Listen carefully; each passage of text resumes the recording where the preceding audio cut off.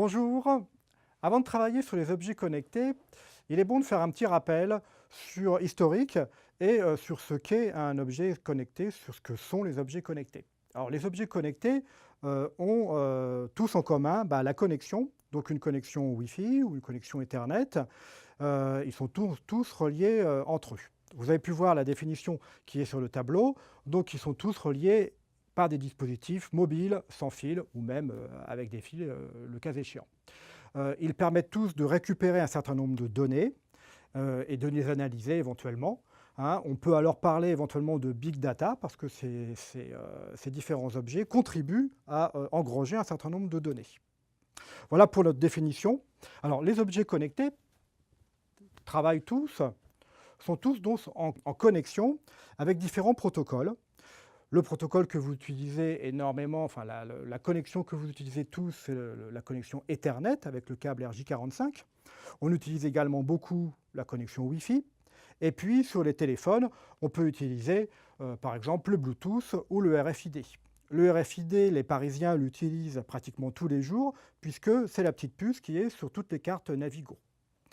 Il existe donc d'autres protocoles comme Edge, 4G ou un tout petit peu plus pointus comme Sigfox et puis LoRa. Donc tout ça sont des protocoles qui permettent de relier des objets entre eux. Alors, en tout petit historique de quelques visuels, on a le premier objet connecté en 2000 qui est un réfrigérateur réalisé par la marque LG. Et puis, un objet qui a fait beaucoup parler de lui en son temps, c'est le petit lapin Nabastag, donc en 2004.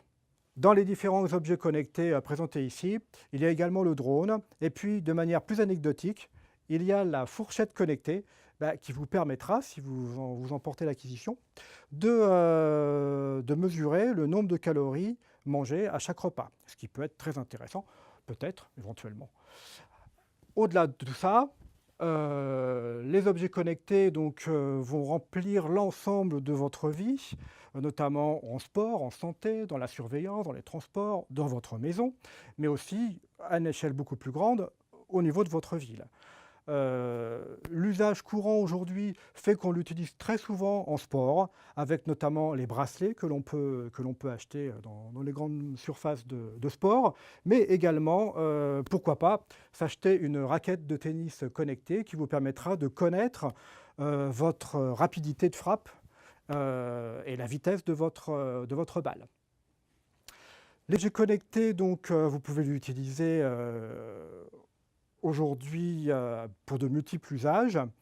Monsieur Chris Dancy l'a utilisé, lui, pour un usage énorme.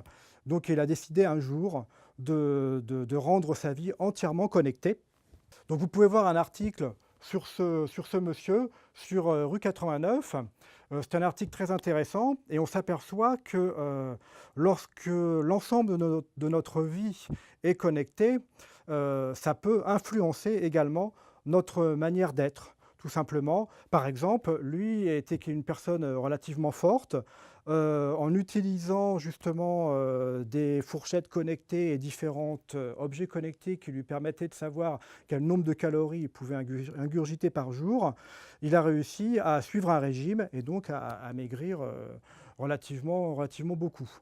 Il s'est aperçu également que ça a influencé également son humeur. Enfin, différentes choses qui ont fait qu'aujourd'hui, c'est un homme qui est libéré des objets connectés bien avant nous finalement, parce que nous n'avons pas encore atteint son stade.